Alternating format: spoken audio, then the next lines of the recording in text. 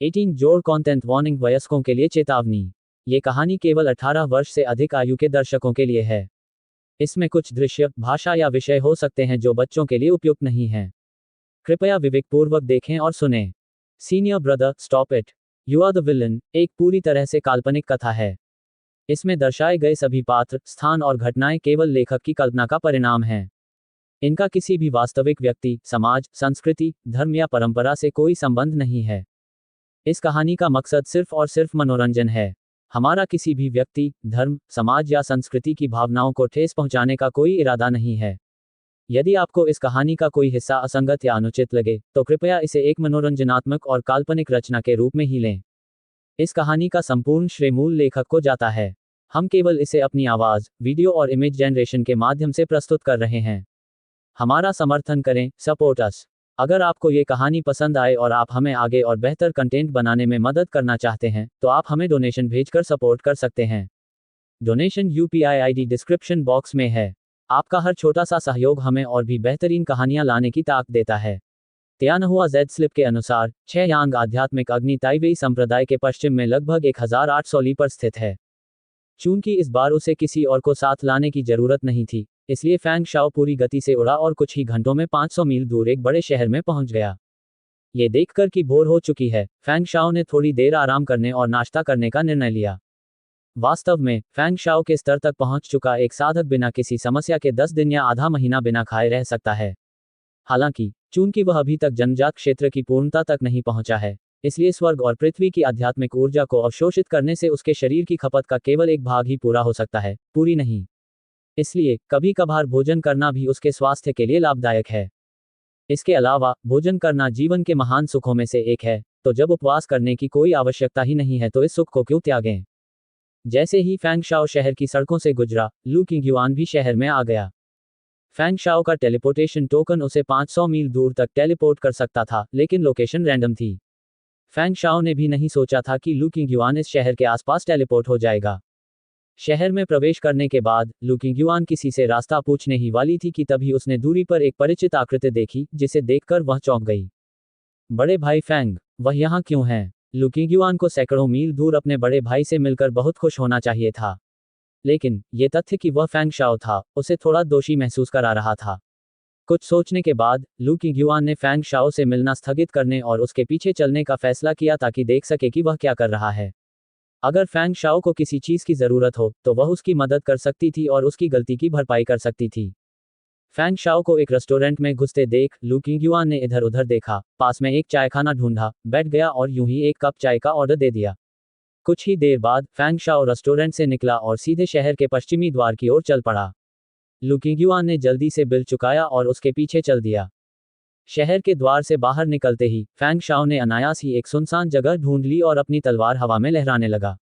ये देखकर लू किंगयुआन और भी हैरान हो गया। वरिष्ठ भाई फैंग वास्तव में क्या करने जा रहे हैं? वह अपनी तलवार लेकर उसके पीछे गई, लेकिन फैंग शाओ की उड़ान की गति बहुत तेज थी, और लू किंगयुआन अपनी पूरी ताकत लगाकर भी मुश्किल से उसके साथ चल पाए। उस रात जब वह जमीन पर उतरी, तो लू किंगयुआन को अचानक अपने शरीर में खालीपन महसूस हुआ और वह लगभग जमीन पर गिर पड़ी। वह जल्दी से अपनी सांस को नियंत्रित करने के लिए जमीन पर बैठ गई, जबकि फैंग शाओ, जो कई मील दूर था, ने पीछे मुड़कर देखा। लू किंगयुआन की साधना अंततः ये चेन से कमतर थी, और इस तथ्य के साथ कि उसने फैंग शाओ को पकड़ने के लिए अपनी लगभग पूरी ताकत लगा दी थी, फैंग शाओ ने उसकी उपस्थिति को आसानी से भांप लिया। परेशानी पैदा न करना चाहते हुए, फैंग शाओ ने जानबूझकर अपनी गति बढ़ा दी। लेकिन किसी कारण से, लू किंगयुआन फैंग शाओ की नजरों से ओझल होने के बावजूद भी उसका पीछा करता रहा। फैंग शाओ हिचकिचाया। लू किंगयुआन अभी भी घायल थी, और उसकी असली ऊर्जा लगातार कम होती गई तो उसकी रिकवरी पर असर पड़ना तय था। हालांकि, अगर वह उसका पीछा करती रही, तो अप्रत्याशित परिस्थितियां पैदा हो सकती थीं। वह इन भाग्यशाली लोगों से भयभीत था, वे कुछ भी सार्थक नहीं कर सकते थे और हमेशा परेशानी पैदा करते रहते थे। लेकिन, कल अपने साथी शिष्यों के पीछे हटने के लिए लू किंगयुआन द्वारा की गई पूरी लड़ाई को याद करते हुए, फैंग शाओ ने हल्की सी आह भरी। खैर, रहने दो उसे। अगर उसने फिर कोई अजीब हरकत की, तो मेरे पास उससे निपटने के तरीके हैं। रात शांतिपूर्वक बीत गई। अगले दिन, फैंग शाओ पश्चिम की ओर बढ़ता रहा। इस बार, उसने जानबूझकर अपनी गति धीमी कर दी ताकि लू किंगयुआन उसके साथ चल सके। हालांकि लू किंगयुआन को यह जानने की उत्सुकता थी कि फैंग शाओ ने अपनी गति धीमी क्यों कर दी, लेकिन उसने इस पर ज्यादा ध्यान नहीं दिया, यह मानते हुए कि वह अपनी ऊर्जा बचाना चाहता है। फैंग शाओ की जानबूझकर की गई उदारता के कारण लू किंगयुआन इस बार आसानी से पकड़ में आ गई, और यहां तक कि उसे अपनी आभा को छिपाने का भी समय मिल गया। आधे दिन की उड़ान के बाद फैंग शाओ अंततः एक पर्वत शिखर के सामने उतरा। कुछ देर ध्यान करने के बाद फैंग शाओ ने अपनी अवस्था को चरम पर पहुंचाया और फिर खड़े होकर अपने सामने स्थित पर्वत शिखर का अवलोकन करने लगे। ये पर्वत देखने में साधारण लगता है, ऊपरी क्षेत्र के अनेक प्रसिद्ध पर्वतों और नदियों के बीच इसे एक छोटी सी पहाड़ी ही माना जा सकता है। लेकिन किसने सोचा होगा कि विश्व प्रसिद्ध छह यांग आध्यात्मिक अग्नि इसी पर्वत शिखर के भीतर छिपी है। छह यांग आध्यात्मिक अग्नि एक अत्यंत यांग अग्नि है। हालांकि इसकी तुलना 9 स्वर्गीय अग्नि से नहीं की जा सकती, जो भी एक अत्यंत यांग अग्नि है, फिर भी इसे सर्वोच्च आध्यात्मिक अग्नियों में से एक माना जाता है। यदि 6 यांग आध्यात्मिक अग्नि का उपयोग गोलियों को परिष्कृत करने के लिए किया जाता है, तो उनमें मौजूद जहर को आसानी से निष्क्रिय किया जा सकता है, जिससे गोली की गुणवत्ता कम से कम एक स्तर तक बढ़ जाती है। यदि 6 यांग आध्यात्मिक अग्नि का उपयोग हथियार बनाने के लिए किया जाता है, तो यह उन्हें भूत प्रेत भगाने और राक्षस निवारक प्रभाव भी प्रदान कर सकती है, जिससे वे राक्षस साधकों के विरुद्ध दुगुने प्रभावी हो जाते हैं। इसके अलावा 6 यांग आध्यात्मिक अग्नि का उपयोग पर्वत रक्षक व्यूह को पुनः भरने के लिए किया जा सकता है, जिससे उसमें एक ज्वलनशील गुण जुड़ जाता है, जिससे उसकी शक्ति दुगुनी से भी अधिक हो जाती है। ऐसी आध्यात्मिक आग, कोई कल्पना कर सकता है कि यदि विश्व को इसका स्थान पता चल जाए तो कितना हंगामा मच जाएगा। हालांकि 6 यांग आत्मा अग्नि अभी भी चुपचाप इस अस्पष्ट छोटे पहाड़ में छिपी हुई है, और फैंग शाओ के अलावा कोई भी इसके अस्तित्व के बारे में नहीं जानता है। तियानहुआ जेड स्लिप से कुछ खोजबीन के बाद फैंग शाओ को आखिरकार पहाड़ की तलहटी में एक संकरी गुफा का प्रवेश द्वार मिल गया। ये गुफा का प्रवेश द्वार बहुत अच्छी तरह छिपा हुआ था, बिना सोचे समझे खोजबीन के इसे ढूंढ पाना लगभग नामुमकिन था। इस गुफा के प्रवेश द्वार को देखकर फैंग शाओ के मन में एक अजीब सा विचार आया। गुफा का प्रवेश द्वार इतना गहरा है कि ऐसा लगता है जैसे इसे किसी खास प्रकार के व्यक्ति के लिए विशेष रूप से व्यवस्थित किया गया हो। फैंग शाओ एक क्लासिक कथानक की कल्पना भी कर सकता है, जहां एक चुने हुए व्यक्ति का उसके दुश्मनों द्वारा पीछा किया जा रहा है, भागते समय गलती से इस छिपे हुए गुफा के प्रवेश द्वार को खोज लेता है, 6 यांग आध्यात्मिक अग्नि प्राप्त करने के लिए गुफा में प्रवेश करता है, अपनी ताकत को बहुत बढ़ाता है, और फिर अपने दुश्मनों के पूरे परिवार को खत्म करने के लिए बाहर आता है। ये सोचकर फैंग शाओ अपना सिर हिलाने और आत्महीनता भरी मुस्कान देने से खुद को रोक नहीं सका। पिछले कुछ दिनों से मैं चुने हुए व्यक्ति से इतना क्रोधित हो रहा हूं कि मैं इस तरह के नाटकीय कथानक के बारे में सोचकर भी घबरा जाता हूं। अपने मन से सभी ध्यान हटाने के बाद फैंग शाओ ने बिना किसी हिचकिचाहट के गुफा में छलांग लगा दी। जैसे ही फैंग शाओ गुफा में दाखिल हुआ, लू किंगयुआन दूर से देख रही थी, उसका संदेह और भी गहरा होता जा रहा था। वह जानती थी कि फैंग शाओ अक्सर लोगों को पहाड़ों से नीचे यात्रा पर ले जाता था, और वह ये भी जानती थी कि फैंग शाओ हमेशा अवसर ढूंढता रहता था। सच कहूं तो फैंग शाओ को जितने अवसर मिले, उनकी संख्या देखकर कोई भी ईर्ष्यालु और जिज्ञासु हो जाता। सौभाग्य से फैंग शाओ ने कभी कुछ अपने पास नहीं रखा। इन अवसरों से प्राप्त अधिकांश अच्छी चीजें उसने संप्रदाय को सौंप दी, और बाकी अधिकांश अपने साथी शिष्यों में बांट दी। उदाहरण के लिए, लू किंगयुआन के हाथ में जो तलवार है, उसे फैंग शाओ ने बाहर से खोजी गई सामग्री का उपयोग करके बनाया था। ऐसा लगता है कि इस बार फैंग शाओ एक बार फिर कहीं से जानकारी प्राप्त करके अवसर की तलाश में यहां आया है। लेकिन इस बार फैंग शाओ अकेले क्यों बाहर आया? मन में संदेह लिए लू किंगयुआन उनके पीछे चुपचाप चली गई। गुफा के प्रवेश द्वार के आगे एक बेहद संकरा रास्ता था, जो मुश्किल से एक व्यक्ति के गुजरने के लिए पर्याप्त चौड़ा था। कई 100 मीटर चलने के बाद रास्ता धीरे धीरे चौड़ा होता गया। कुछ दर्जन मीटर और चलने के बाद लू किंगयुआन को अचानक खुलापन महसूस हुआ। उसके सामने एक विशाल अंधेरी गुफा थी। लू किंगयुआन ने दूर तक देखा और कुछ देर तक खोज की, फिर जल्दी से फैंग शाओ की आकृति ढूंढ ली। फैंग शाओ गुफा में धीरे धीरे चल रहा था, मानो उसके मन में कोई मंजिल हो। वह बिना किसी हिचकिचाहट के सीधे आगे बढ़ रहा था। जब वह गुफा की दूसरी दीवार पर पहुंचा, तभी फैंग शाओ रुका। फिर लू किंगयुआन ने देखा कि फैंग शाओ नीचे बैठ गया, अपनी भंडारण रिंग से कुछ चीजें निकाली और चीजों को व्यवस्थित करना शुरू कर दिया। कुछ ही देर में फैंग शाओ के पैरों के नीचे एक साधारण सी आकृति दिखाई दी। ध्यान से देखने पर लू किंगयुआन ये देखकर हैरान रह गई कि उसने ऐसी आकृति पहले कभी नहीं देखी थी। ये संरचना किसी संप्रदाय की संरचना नहीं लगती, तो फिर फैंग शाओ ने इसे कहां से सीखा? ऐसा लगता है कि इस वरिष्ठ भाई, पवित्र पुत्र के पास मेरी कल्पना से कहीं अधिक रहस्य हैं। वह फैंग शाओ की पहचान के बारे में भी सोचने लगी। इतने सारे अवसरों और इतनी सारी गुप्त तकनीकों के बावजूद इस पवित्र पुत्र वरिष्ठ भाई की पृष्ठभूमि क्या थी? क्या वह सचमुच एक अनाथ था जिसे संप्रदाय प्रमुख ने बर्फ से उठाया था? इस समय फैंग शाओ लू किंगयुआन के मन में घूम रहे विचारों से अनजान था। सेना की स्थापना करते हुए उसने अपना कुछ ध्यान लू किंगयुआन पर गुप्त रूप से नजर रखने में भी लगाया। उसे नहीं पता था कि लू किंगयुआन उसका पीछा क्यों कर रही है, और हालांकि उसका शायद कोई बुरा इरादा नहीं था, फिर भी फैंग शाओ ने कुछ तैयारियां कर लीं। रचना पूरी होने के बाद फैंग शाओ खड़ा हुआ और पत्थर की दीवार की ओर मुंह करके अपनी लंबी तलवार खींची। उसी समय पत्थर की दीवार पर हल्की लाल लाल लकीरें दिखाई दी, जो तीव्र ऊष्मा बिखेर रही थीं। ये देखकर लू किंगयुआन अपनी आंखें चौड़ी किए बिना नहीं रह सकी। इतनी प्रभावशाली शक्ति, क्या उस पत्थर की दीवार के भीतर कोई बंद चीज? इससे पहले कि वह समझ पाती कि क्या हो रहा है, फैंग शाओ अचानक चिल्लाया और पत्थर की दीवार पर अपनी तलवार से वार कर दिया। धमाका! फैंग शाओ ने पूरी ताकत से वार करते हुए एक अतुलनीय शक्तिशाली तलवार की आभा छोड़ी जो पत्थर की दीवार से टकराए। हालांकि जैसे ही तलवार की आभा दीवार से टकराए, लाल लाल रून चमक उठे और उसके बाद एक अजीब सी चीख सुनाई दी। फैंग शाओ के चेहरे पर गंभीरता छा गई और उसने तलवार से एक और वार किया। ये वार पत्थर की दीवार को चीरने में नाकाम रहा, लेकिन रून और भी ज्यादा चमक उठे। अजीब सी चीख फिर से गूंजी, और इस बार चीख में हल्के से गुस्से की झलक थी। अगले ही पल गुफा अचानक जोर से हिली और बजरी और रेत बरसने लगी। उसी समय लाल लाल रून चमक उठे और फिर एक विशालकाय आकृति रूनों के भीतर से छलांग लगाती हुई दिखाई दी।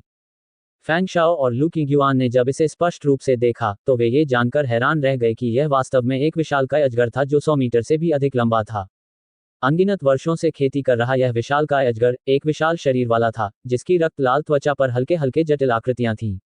उसकी लाल लाल आंखें फैंग शाओ को घूर रही थीं। हालांकि फैंग शाओ ने बिना किसी डर के उसकी नजरों का सामना किया, उसकी लंबी तलवार पहले से ही हमले के लिए तैयार थी। क्या शानदार अग्नि भक्षक अजगर है! तुम यहाँ 1000 साल से साधना कर रहे होगे, है ना?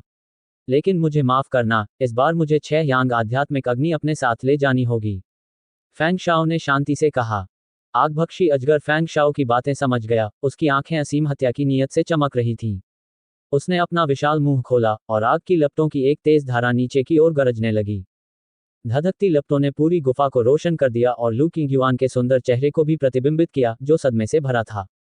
वरिष्ठ भाई फैंग यहाँ 6 यांग आध्यात्मिक ज्वाला को पुनः प्राप्त करने के लिए आए हैं। हर आध्यात्मिक प्राणी के अपने संरक्षक होते हैं। ये बिफांग की ज्वालाओं के बारे में भी सच है, और यह 6 यांग आध्यात्मिक अग्नियों के बारे में भी सच है। फैंग शाओ ने इस लड़ाई का पूर्वानुमान लगा लिया था और तुरंत ही आग निगलने वाले अजगर से मुकाबला शुरू कर दिया। इस अग्निभक्षी अजगर ने अनगिनत सहस्राब्दियों से साधना की थी, इसकी शक्ति एक स्वर्णिम कोर साधक के बराबर थी, और यहाँ तक कि एक नवजात आत्मा साधक से भी बमुश्किल मुकाबला कर सकती थी। अपनी लगभग स्वर्णिम कोर स्तर की शक्ति के साथ फैंग शाओ को इससे मुकाबला करना थोड़ा मुश्किल लग रहा था। फैंग शाओ लगातार अपनी तलवार की तकनीकों का इस्तेमाल कर रहा था। ताइबेई संप्रदाय और शियाओ हॉल शैलियों के बीच बारी बारी से अनगिनत तलवार ऊर्जाएं अग्निभक्षी अजगर पर लगातार हमला कर रही थीं। फैंग शाओ के अथक हमले के तहत अग्निभक्षी अजगर बार बार मारा गया, उसके शल्क फट गए, जिससे उसके नीचे का चमकदार लाल मांस दिखाई देने लगा। आग भक्षण करने वाला अजगर दर्द से कराहते हुए लगातार बहरा कर देने वाली दहाड़ें निकाल रहा था। उसकी दहाड़ें बहुत ही भयानक थीं, इंसानी आवाज जैसी तो लग रही थी, लेकिन साथ ही किसी अजगर की चीख जैसी भी, तीखी और चुभने वाली, और एक ऐसी चीख जो किसी डांट जैसी लग रही थी। हर बार जब फैंग शाओ और लू किंगयुआन उसे सुनते तो उन्हें ऐसा लगता जैसे उनकी आत्माएं हिल रही हों। लड़ाई के बीच फैंग शाओ हैरानी से खुद को रोक नहीं पाया। उसे याद आया कि सांपों में स्वर तंत्री नहीं होती, तो फिर यह आग निगलने वाला अजगर इस तरह कैसे दहाड़ सकता है? क्या ये रूपांतरित होने वाला है, या मानव रूप में रूपांतरित होने वाला है? परिवर्तन शब्द के बारे में सोचते ही फैंग शाओ को अपनी रीढ़ में ठंडक महसूस हुई। उसे एहसास हुआ कि वह शायद थोड़ा ज्यादा घमंडी हो गया था। एक राक्षसी जानवर को मानव रूप में रूपांतरित होने के लिए आमतौर पर ताओवादी परंपरा में नवजात आत्मा अवस्था के समान स्तर तक साधना करने की आवश्यकता होती है। हालांकि नवजात आत्मा अवस्था तक पहुंचने से पहले राक्षसी जानवर के कुछ अंग मानव रूप जैसे दिखने लगते हैं, और उसके स्वतंत्र इस परिवर्तन से गुजरने वाला पहला अंग होते हैं। ये तथ्य कि यह अग्नि निगलने वाला अजगर मनुष्यों जैसी दहाड़ सकता है, ये सिद्ध करता है कि यह रूपांतरित होने के बहुत करीब है। शक्ति का ये स्तर एक सामान्य स्वर्णिम कोर साधक से कहीं अधिक है। ये सोचकर फैंग शाओ ने भौहें चढ़ाईं और उस पल का फायदा उठाते हुए, जब हमला अभी भी जारी था, जल्दी से एक गोली निकाली और उसे निगल लिया। गोली निगलते ही फैंग शाओ ने तुरंत महसूस किया कि उसकी आत्मिक शक्ति एक नए स्तर पर पहुंच गई है, और विशालकाय अजगर चाहे कितनी भी दहाड़ें, अब उस पर कोई असर नहीं कर सकता। लू किंगयुआन, जो परछाई से देख रही थी, के पास ऐसी कोई गोली नहीं थी और वह दर्द सहने के लिए सिर्फ अपनी ही ताकत पर निर्भर थी। थोड़ी ही देर बाद उसे चक्कर आने लगा और उसकी छाती में जकड़न और मिचली आने लगी। तभी फैंग शाओ ने अचानक अपनी लंबी तलवार घुमाई, जिससे 10 फुट से ज्यादा लंबी तलवार की आभा निकली और सीधे विशालकाय अजगर के प्राणघातक स्थान पर जा लगी। अजगर समय रहते बच नहीं सका और तलवार की आभा से सीधा मारा गया और तुरंत ही लहूलुहान हो गया। अजगर जोर से दहाड़ा, लेकिन जोरदार प्रहार से उसकी दहाड़ कर्कश हो गई थी। छाया में छिपे लू किंगयुआन ने आखिरकार राहत की सांस ली। फैंग शाओ के तलवार के वार ने विशाल अजगर के स्वतंत्रियों को स्पष्ट रूप से घायल कर दिया था, और एक पल के लिए अग्नि निगलने वाला अजगर अपनी भयानक दहाड़ नहीं निकाल सका। हालांकि फैंग शाओ के हमले ने अग्नि निगलने वाले अजगर को पूरी तरह से क्रोधित कर दिया था, जिसने बार बार अपना रक्त लाल मुंह खोला और फैंग शाओ पर धधकती आग की लपटें उगल दी। फैंग शाओ ने अपने कदमों और फुर्ती से आग की लपटों को चकमा दिया और हर बार बाल बाल बच गए। जैसे जैसे लड़ाई आगे बढ़ी, फैंग शाओ की अभिव्यक्ति और अधिक गंभीर होती गई। जैसा कि नाम से ही जाहिर है, अग्नि निगलने वाला अजगर आग से ही पोषण पाता है। ये पौराणिक जानवर आमतौर पर आग नहीं उगलता, क्योंकि लपटें उसके लिए जीवनदायिनी हैं, हर सांस उसकी ताकत कम करती है। हालांकि अग्नि निगलने वाले अजगर का एक दो बार आग उगलना समझ में आता है, लेकिन लगातार आग उगलना शिकार नहीं, बल्कि आत्मघाती हमला माना जाएगा। स्पष्टतः फैंग शाओ के तलवार के प्रहार ने न केवल अग्नि निगलने वाले अजगर को क्रोधित कर दिया, बल्कि उसे पागल भी कर दिया। जैसा कि कहावत है, नर्म लोग कठोर से डरते हैं, कठोर लोग जिद्दी से डरते हैं, और जिद्दी लोग लापरवाह से डरते हैं। यह आगभक्षी अजगर अब लापरवाही की स्थिति में है। आगभक्षी अजगर के लगातार हमले के बीच फैंग शाओ गंभीर खतरे में था, कई बार उसकी लपटों की चपेट में आने से बचता हुआ। ये दृश्य देखकर लू किंगयुआन का दिल डर से धड़कने लगा। फिर भी कोई नहीं जानता था कि फैंग शाओ ने अपनी फुर्ती और पैरों की चाल कहां से सीखी थी। आगभक्षी अजगर उसे नुकसान पहुंचा ही नहीं सकता था। तभी लू किंगयुआन को एहसास हुआ कि फैंग शाओ की ताकत उसकी कल्पना से कहीं अधिक थी। फैंग शाओ को आगभक्षी अजगर के उन्मत्त हमलों से खुद को बचाने के लिए संघर्ष करते देख लू किंगयुआन झिझक गया। क्या उसे मदद के लिए जाना चाहिए? अगर वह गई, तो क्या फैंग शाओ को कुछ शक होगा? सौभाग्य से फैंग शाओ तैयार था। कुछ देर आगभक्षी अजगर से निपटने के बाद वह पहले से तय किए गए ढांचे की ओर बढ़ने लगा। हालांकि अग्निभक्षी अजगर ने लंबे समय तक साधना की थी, फिर भी उसकी भयंकर आभा अभी तक शांत नहीं हुई थी और उसकी आध्यात्मिकता स्वाभाविक रूप से बहुत कमजोर थी। फैंग शाओ के जानबूझकर बहकावे में आकर उसे ज्यादा शक नहीं हुआ और वह धीरे धीरे फैंग शाओ के बिछाए जाल के पास पहुंच गया। और भी करीब। फैंग शाओ शांत रहा, 7 सितारों की कतार में आगे बढ़ा और पलक झपकते ही 2-3 मीटर पीछे हट गया। आग निगलने वाले अजगर को कुछ भी शक नहीं हुआ और वह उसके पीछे पीछे चला गया। जैसे ही अग्नि निगलने वाला अजगर उस संरचना के बिल्कुल बीचों बीच पहुंचा, फैंग शाओ ने उसे निर्णायक रूप से सक्रिय कर दिया। अगले ही पल संरचना चमक उठी और हवा में से सुनहरी जंजीरें प्रकट हुईं, जो अग्नि निगलने वाले अजगर के शरीर के चारों ओर कसकर लिपट गईं। अजगर ने जोर से दहाड़ लगाई, उसकी विशाल पूंछ जमीन पर जोर से टकराई, जिससे पूरी गुफा हिल गई और कंकड़ पत्थर फिर से बरसने लगे। फैंग शाओ का चेहरा राख-सा हो गया था, उसकी तलवार इतनी तेजी से चमक रही थी कि लगभग धुंधली सी लग रही थी। तलवार की ऊर्जा की धाराएं एक सतत रेखा बना रही थीं, जो विशालकाय अजगर के नाजुक हिस्से पर लगातार प्रहार कर रही थीं। पलक झपकते ही अजगर का नाजुक हिस्सा खून से लथपथ हो गया और बदबूदार खून के थक्के फूटने लगे। ये देखकर लू किंगयुआन ने मन ही मन राहत की सांस ली। शुक्र है, ऐसा लग रहा था कि सीनियर ब्रदर फैंग इस विशालकाय अजगर को अकेले ही संभाल सकते हैं। अग्निभक्षी अजगर पर एक महत्वपूर्ण स्थान पर हमला हुआ, वह दर्द से तड़प रहा था। उसके इस भीषण संघर्ष में 2 सुनहरी लोहे की जंजीरें टूट गईं और व्यूह की रोशनी थोड़ी मंद पड़ गई। फैंग शाओ की अभिव्यक्ति बदल गई और बिना सोचे समझे वह पीछे की ओर उड़ गया। अगले ही पल एक के बाद एक कई चटकने की आवाजें गूंजीं। आग खाने वाला विशालकाय अजगर सचमुच दल की बेड़ियों से आजाद हो गया और फैंग शाओ की ओर पागलों की तरह झपटा। धमाका! आग निगलने वाला अजगर पूरी तरह से पागल हो चुका था और फैंग शाओ पर सीधे हमला कर रहा था। अपने विशाल आकार के बावजूद अजगर बिजली की गति से आगे बढ़ रहा था। अगर फैंग शाओ को इसका अंदाजा न होता, तो शायद वह अजगर के सीधे हमले का शिकार हो जाता। आगभक्षी अजगर अपना पहला हमला चूकने के बाद फिर से अपना सिर ऊंचा करके फैंग शाओ की जगह पर निशाना साधा और कई मीटर दूर तक झुलसा देने वाली लपटों की एक तेज धारा उगल दी, जिससे फैंग शाओ को एक तरफ भागना पड़ा। इस बार आगभक्षी अजगर पूरी तरह से लापरवाह था, उसकी लपटें लगातार फैंग शाओ का पीछा कर रही थीं। कुछ ही देर में जमीन से आग का एक बड़ा गोला फूट पड़ा। बिफांग पौधों और पेड़ों का सार है और इसकी लपटें प्राकृतिक रूप से सभी वनस्पतियों को प्रज्वलित कर सकती हैं। हालांकि 6 यांग आध्यात्मिक अग्नि अलग है, ये बिना वनस्पतियों के भी प्रज्वलित हो सकती है। जैसे जैसे अग्निभक्षी अजगर अधिक से अधिक लपटें उगल रहा था, गुफा के अंदर का तापमान काफी बढ़ गया। गुफा, जो पहले शुरुआती सर्दियों जैसी ठंडी थी, अब लगभग एक भीषण नरक में तब्दील हो रही थी। इस बार फैंग शाओ सचमुच अपनी लड़ने की शक्ति खोने के कगार पर था।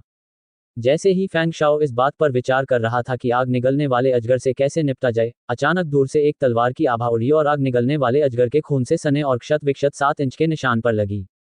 अग्निभक्षी अजगर ने फिर दहाड़ते हुए अपना विशाल सिर उस दिशा की ओर घुमाया जहां से तलवार की ऊर्जा आई थी। वहां उसने एक सुंदर युवती को देखा जो 17-18 साल से ज्यादा की नहीं लग रही थी, एक लंबी तलवार लिए उसे खतरनाक नजरों से घूर रही थी। आग भक्षक अजगर दहाड़ता हुआ लड़की पर झपटा। ये देखकर लड़की ने तुरंत फैंग शाओ से कहा, बड़े भाई फैंग, मैं इस जानवर को तुम्हारे लिए फुसलाकर भगा दूंगी। बोलते समय लड़की ने आग निगलने वाले अजगर से लड़ने के लिए अपनी गति तकनीक का उपयोग किया। फैंग शाओ ने जटिल भाव से लू किंगयुआन की ओर देखा, लेकिन कुछ नहीं कहा और बिना किसी हिचकिचाहट के उग्र लाल रून के स्थान की ओर उड़ चला। उसने एक लाल लौकी निकाली, अपनी आंतरिक ऊर्जा को प्रवाहित किया और एक मंत्र पढ़ा। लौकी का मुंह सीधे लाल रूनों के सामने कर दिया। जैसे ही मंत्र शुरू हुआ, रून अचानक चमक उठे और अगले ही पल रूनों से एक बेहद प्रचंड ज्वाला नीचे की ओर उठी, जो सीधे फैंग शाओ के मुंह में रखे लाल लौकी की ओर बढ़ रही थी। उसी समय अग्निभक्षी अजगर को कुछ आभास हुआ और उसने अपना सिर घुमाकर फैंग शाओ की ओर देखा। ये देखकर कि फैंग शाओ वास्तव में 6 यांग आध्यात्मिक अग्नि एकत्र कर रहा था, अजगर क्रोधित हो गया और फैंग शाओ पर झपटने के लिए अपना शरीर मोड़ लिया। ये देखकर लू किंगयुआन को बहुत आश्चर्य हुआ और उसने तुरंत पलटकर अग्नि निगलने वाले अजगर पर ताबड़तोड़ हमला बोल दिया। लू किंगयुआन को समझ नहीं आ रहा था कि अजगर का ध्यान कैसे आकर्षित किया जाए, इसलिए उसने सिर्फ उसके मुख्य बिंदुओं पर प्रहार करने पर ध्यान केंद्रित किया। हालांकि अग्नि निगलने वाला अजगर सिर्फ 6 यांग आध्यात्मिक ज्वाला को पुनः प्राप्त करने पर केंद्रित था और लू किंगयुआन की हरकतों को पूरी तरह से नजरअंदाज कर रहा था। ये देखकर कि आग निगलने वाला अजगर फैंग शाओ के करीब आ रहा था और उसके पास कोई और विकल्प नहीं था, लू किंगयुआन आग निगलने वाले अजगर के सामने गया और उस पर चिल्लाया, यदि तुम आगे निकलना चाहते हो तो तुम्हें पहले मुझसे आगे निकलना होगा। अग्निभक्षी अजगर ने अचानक अपना रक्त लाल मुंह खोला और धधकती हुई ज्वाला का एक गोला उसके गले तक पहुंच गया। लू किंगयुआन अपनी आंखें बड़ी करने से खुद को रोक नहीं सकी। उस पल उसे समझ नहीं आ रहा था कि इतनी भीषण लपटों का सामना कैसे करे। लेकिन अगर वह बचने की कोशिश करती तो फैंग शाओ उसके ठीक पीछे होता। जैसे ही वह दूर हटती, आग भक्षण करने वाले अजगर की लपटें निस्संदेह फैंग शाओ पर वार करती। जैसे ही लू किंगयुआन को समझ नहीं आ रहा था कि क्या करे, उसने फैंग शाओ को गहरी आवाज में चिल्लाते हुए सुना, जूनियर सिस्टर लू, इसे पकड़ो। लू किंगयुआन ने अनजाने में पलटकर हाथ बढ़ाया और उसे पकड़ लिया। तभी उसके हाथ में एक छोटी सी चीज दिखाई दी। अपनी खुली हथेली पर नजर डालते हुए उसने देखा कि वह एक त्रिकोणीय तावीज था। ये है। इससे पहले कि लू किंगयुआन समझ पाती कि क्या हो रहा है, आग की एक तेज लपटें उस पर टूट पड़ीं। इतनी तीव्र लपटों का सामना करते हुए लू किंगयुआन केवल अपनी आंखें बंद कर सकती थी। तो चलो, अगर मैं जलकर राख भी हो जाऊं तो कोई बात नहीं। खैर, मुझे पालने पोसने वाले अपने संप्रदाय की मेहरबानी का बदला चुका ही दिया है। लेकिन लू किंगयुआन को अभी भी थोड़ा अफसोस महसूस हो रहा था। यदि संभव होता तो मैं और अधिक करना चाहता। हालांकि कुछ देर इंतजार करने के बाद भी लू किंगयुआन को अपने शरीर पर कोई जलन महसूस नहीं हुई। उसने उलझन में आंखें खोलीं तो पाया कि वह एक गहरे लाल रंग के सुरक्षा कवच के नीचे है, जबकि आग उगलते अजगर की भड़की हुई लपटें इस पतली ढाल से पूरी तरह से ढकी हुई थीं। उसने असमंजस में नीचे देखा और देखा कि त्रिकोणीय ताबीज धीरे धीरे जल रहा है। हालांकि इस त्रिकोणीय ताबीज की उत्पत्ति अज्ञात है, ये निस्संदेह एक ऐसा खजाना है जिसका इस्तेमाल आग को रोकने के लिए किया जा सकता है, जो दर्शाता है कि यह कितना कीमती है। हालांकि फैंग शाओ ने अग्निभक्षी अजगर से युद्ध के दौरान इसका इस्तेमाल नहीं किया, लेकिन अंत में उसने बिना किसी हिचकिचाहट के उस पर इसका इस्तेमाल किया। लू किंगयुआन की भावनाएं बहुत जटिल थीं और उसकी आंखें पहले से ही धुंध की एक पतली परत से ढकी हुई थीं। मुझे खेद है, वरिष्ठ भाई फैंग, मैं गलत था। लू किंगयुआन ने अपना सिर नीचे किया और बुदबुदाई, फिर अचानक अपना सिर उठाया। उसकी आंखों में जानलेवा इरादे दिखाई दे रहे थे जब उसने आग खाने वाले विशालकाय अजगर को देखा। मेरे यहाँ होने से आप वरिष्ठ भाई फैंग को चोट नहीं पहुंचा पाएंगे। लू किंगयुआन ने एक लंबी दहाड़ लगाई, अपनी तलवार उठाई और एक विशाल तलवार की आभा आग की लपटों के खिलाफ उठी, जो सीधे विशाल अजगर की ठोड़ी की ओर बढ़ रही थी। धमाका! लू किंगयुआन के जोरदार प्रहार से विशालकाय अजगर दर्द से दहाड़ने लगा, उसकी विशाल पूंछ जमीन पर बेतहाशा हिलने लगी। अग्निभक्षी अजगर की अत्यधिक पीड़ा के कारण उत्पन्न भ्रम का लाभ उठाते हुए लू किंगयुआन अपनी तलवार के साथ विलीन हो गई और उल्का की तरह अजगर की ओर बढ़ी तथा उसके महत्वपूर्ण स्थान पर गिर पड़ी। अजगर की दहाड़ अचानक बंद हो गई। अगले ही पल लू किंगयुआन उस विशालकाय अजगर के पीछे से निकल आई। उसके गंदे सांप के खून ने उसे लगभग खून से लथपथ कर दिया था। उसकी पूर्व बेमिसाल सुंदरता से बिल्कुल भी पहचाना नहीं जा सकता था। ताइबेई संप्रदाय में शायद किसी ने भी नहीं सोचा होगा कि यह महिला, जिसकी सुंदरता पूरे संप्रदाय से बढ़कर थी, इतनी दयनीय स्थिति में हो सकती है। लेकिन लू किंगयुआन को लगा कि उसे इतनी खुशी पहले कभी नहीं हुई थी। इतनी खुशी कि वह खुद को रोक नहीं पाए और एक स्पष्ट और मधुर लंबी चीख निकाल दी। जैसे ही विशालकाय अजगर का शरीर जमीन पर गिरा, फैंग शाओ ने संतुष्टि भरी आंखों से लू किंगयुआन को देखा। उसने सचमुच इस समय सफलता प्राप्त कर ली। ऐसा लगता है कि अंतिम क्षण में सफलता प्राप्त करना सचमुच चुने हुए लोगों का सौभाग्य है, फैंग शाओ ने मन ही मन सोचा। तो दोस्तों, आज के लिए बस इतना ही। अगर आपको हमारी senior brother stop it you are the villain कहानी पसंद आई हो तो कृपया हमारे चैनल नॉवल तले एफएम को लाइक करें, सब्सक्राइब करें और बेल आइकन जरूर दबाएं ताकि आपको हमारी अगली रोमांचक कहानियां तुरंत मिलती रहें। अगर आप हमारी कहानियों का आनंद ले रहे हैं और हमें सपोर्ट करना चाहते हैं तो आप डोनेशन के जरिए हमारी मदद कर सकते हैं। डोनेशन लिंक आपको डिस्क्रिप्शन में मिल जाएगा। आपका छोटा सा सहयोग हमें और बेहतर कहानियां बनाने के लिए प्रेरित करता है। आपका बहुमूल्य समय और समर्थन के लिए दिल से धन्यवाद। जल्द मिलते हैं एक नई कहानी के साथ, तब तक के लिए खुश रहिए, सुरक्षित रहिए।